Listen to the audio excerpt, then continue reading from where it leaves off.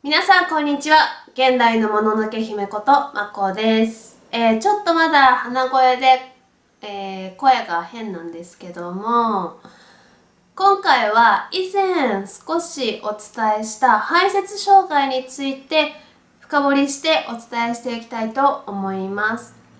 症状は様々あるんですけども、私の症状でお話ししていきたいと思います。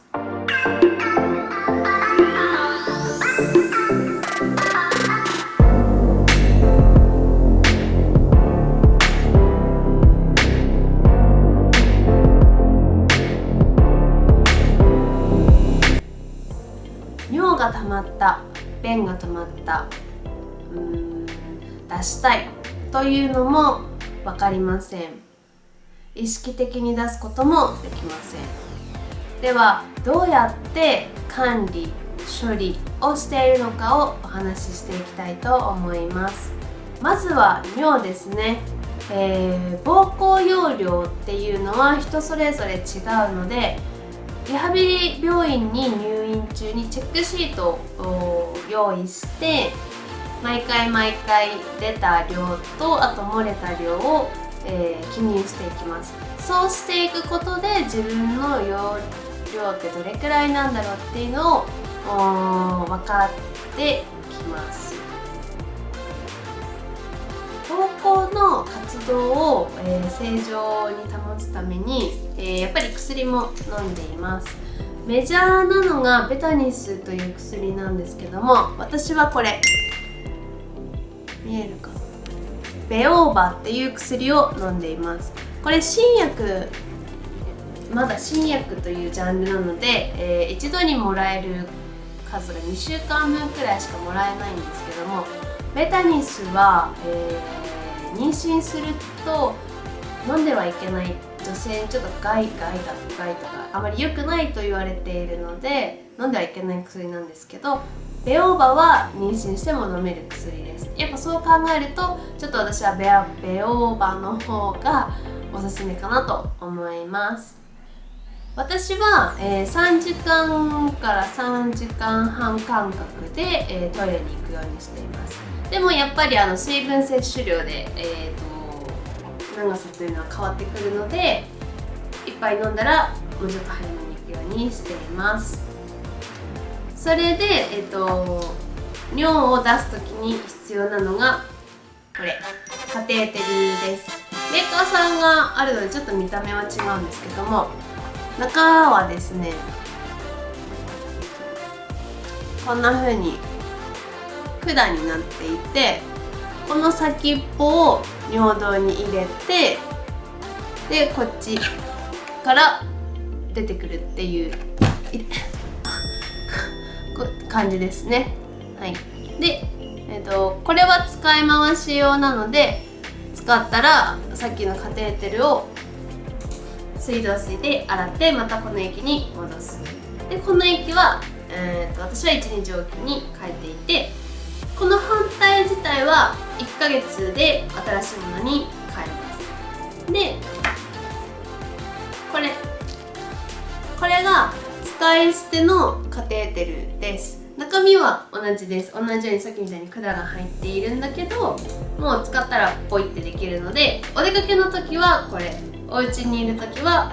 こっちにしています。とは言っても漏れるので、やっぱり、尿取りパッドはもう必須アイテムです。長時間トイレに行けない環境の時に必要なのがこれ結構長いんです。長くて、でさっきと同じようなカテーテルが入ってるんですけども、ここの水をこうギューって入れてあげると先っぽが風船のように膨らみます。なのでこれを尿道に突っ込んで風船膨らますことによってこれが抜けない。で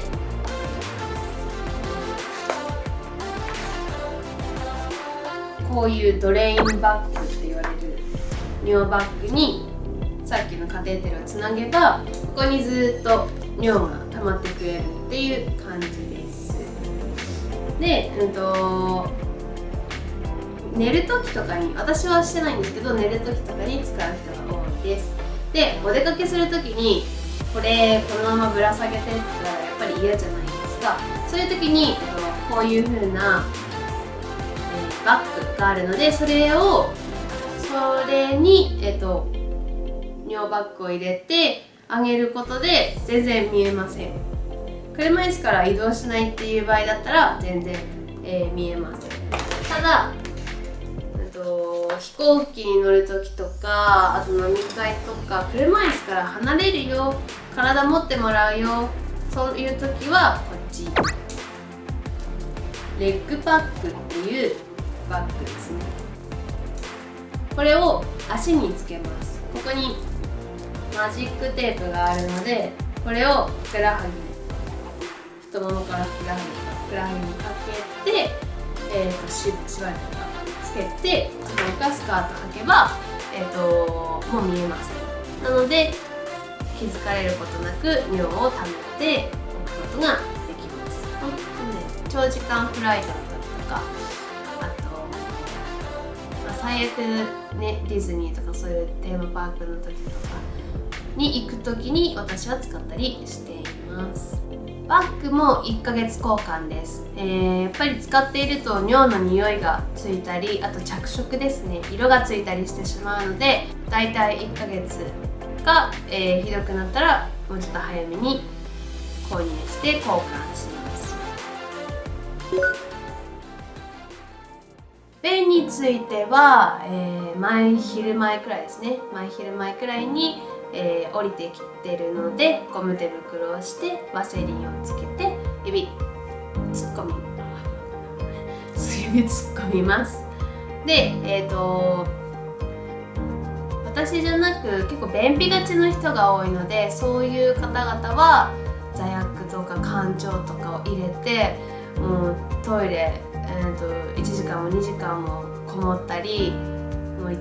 丸一日トイレの日に使ったりしちゃうっていう方々も多いです。なのでやっぱり便秘はね、体に良くないけど、でも私お腹がすごい弱いんですよ。だから弱くても大変なんですけど、なので、整腸剤やっぱり飲んでます。これミア BM と、あとコロネルっていうのを飲んでるんですけど、ミア BM だけだとちょっとあんまり変わんなかったんですよね。で、同じ積損の方々からちょっといろいろ情報をいただいたら、コロネルもいいよって言われてコロネルを飲み始めたら、結構お腹の緩みが収まりました。なので、ちょっと悩んでる方はコロネルも試してみるといいかと思います。あと乳酸菌ですね、ヨーグルトとか、なんかビフィックスみたいな、なんかそういうのを取ったりもしています。で、最近お腹を下す時っていうのがちょっと分かってきてというか、腰周りにものすごい変な冷や汗をかくようになってきたんですよね。で、背中もちょっとゾワゾワするし、そういう時ってやばい、ピーピー漏れそうっていうのがちょっと分かってきたので、間に合う時はトイレに行きますけど、間に合わない時は本当に悲しい状況になります。一度外出先で爆発させてしまったことがありました。でもその時リハパンとか履いてたので車椅子までの被害はなかったんですけど、そこからトイレで自分で全てを片付けるっていうのが本当に大変で、本当に悲しかったです。で、即着替えたら帰宅ですね。で、やっぱりどうしてもなんか体に若干やっぱどこかしらついてたりするので、匂いっていうのがします。なので消臭スプレーは必須アイテムです。このように、通常はトイレに行きたいっていうことが分かって管理できているのを、私たちは、分からないまま管理しています。でもその分からないのに管理できているっていうことって本当はすごいことなのかなっていうのをちょっと最近思ったりしてます。またカテーテルを使うということは膀胱に菌がとても入りやすくなる状況になります。なので膀胱炎になりやすくなったり、ひどくなったら腎盂腎炎とかになったりもするし、もっとひどくなったらやっぱ死に至ってしまう場合もあります。やっぱそれくらい、排泄障害を抱えるっていうことはちょっと大変なことです。再生医療をしている方々でも、歩けるよりも早くそういう便の管理感覚っていうのを戻ったらいいなっていうふうに言っています。私もやっぱり歩けるよりも排便感覚っていうのが、ちょっとでも戻ってくれないかなって思うほどに、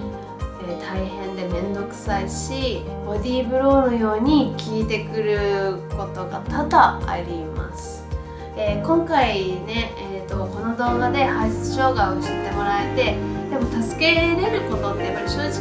難しいんですけど、でも知ってる人の前で漏らすのと知ってない人の前で漏らすのっていうのは、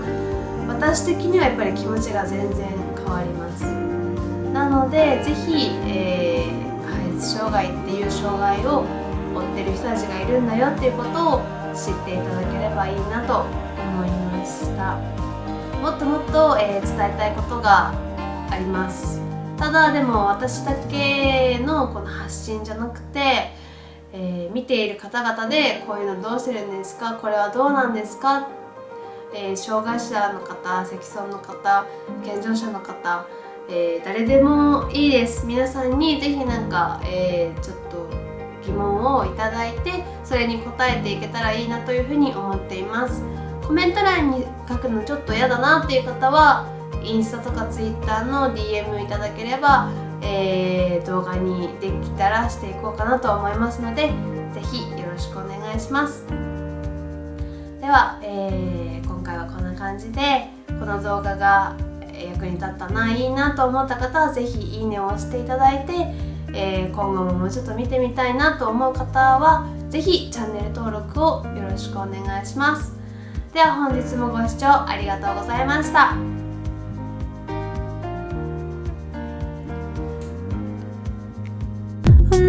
La la la la la